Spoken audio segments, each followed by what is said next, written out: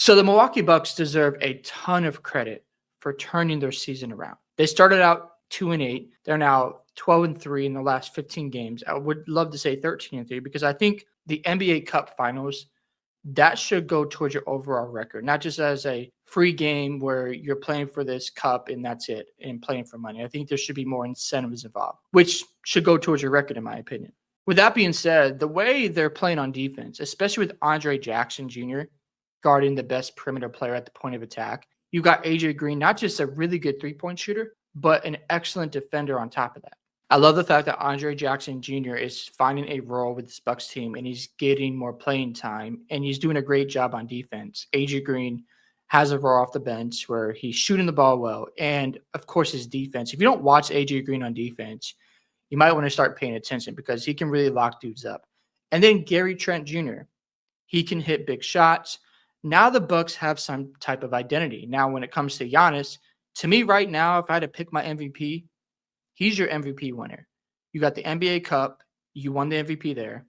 And the numbers he's putting up is just as good as Nikola Jokic. You can have the conversation of who is the best player in the world between Giannis and Jokic because we got to value defense. And if you're looking at the defensive player of the year, that should be given to Giannis as well right now. So the Bucks are in an interesting place right now because they play the Cavs coming up. I'm curious to see how they respond because the offense didn't look great out there. I like to see some off-ball movement. I would like to see some more action outside of just a pick-and-roll situation and Giannis just driving downhill or Damian Lillard's setting for step-back threes or getting to the lane. I think they need more variety there. However, if they end up beating the Cavs on Friday, now you're like, okay, this team is 16-11, 13-3 in the last 16 games. And you're like, okay, if they meet up in the playoffs against Boston or Cleveland, they are going to be a tough out. I am not going to lie. You cannot just dismiss the Bucks anymore. This is a legit contender, in my opinion. Now, what could hold Milwaukee back? Well, of course, health. We know Giannis and Dame have had a history of injuries, so I hope they stay healthy. On top of that, I'm still concerned about Doc Rivers with his adjustments and improving this offense because it can get stagnant at times. But you hold your hat with defense. And if Milwaukee is able to get better and better on that side of the ball because you have a guy in Andre Jackson Jr. and AJ Green, and then you have really good role players who can shoot the ball like Gary Trent Jr. and Middleton, if he starts ramping up, all of a sudden the Bucks are going to be a major problem. So we'll see how this all plays out. It's definitely made things very interesting in the Eastern Conference. So when I look at the Bucks, are they contenders? Yes, they are. And on top of that, I just want to see their offense get better. I think it would help them if they had a little bit more athleticism at the center position, but you can't get everything you want. I just think that would really, put this roster over the top, especially if you have a guy like, a Bam Adebayo or a Kristaps Porzingis who can stretch the floor, who is very versatile and athletic.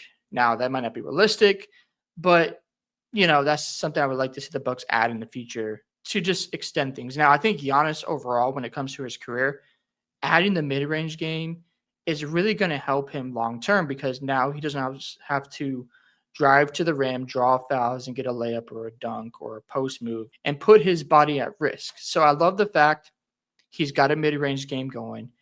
And he had a Dirk-like fader last night. I'm like, dude, what are you doing? And it's working. So I love it. And then Damian Lillard, he's able to take over games at the right times. He's understanding as each game goes by when he should be taking over in late game situations. So he's getting better. He's had a great season. I think you can make an argument that Damian Lillard should be an all-NBA player because I think he's been that good for the Bucks. He's playing within the system. He's playing unselfish basketball. So again, I know I'm giving a lot of love to the Bucks because I think they deserve it. After the slow start, after what happened at the end of the season, just the way they play defense, they've come back with a lot of force. They're playing with a lot of energy, and they're playing really good basketball. So shout out to the Bucks. I think this is a legit team.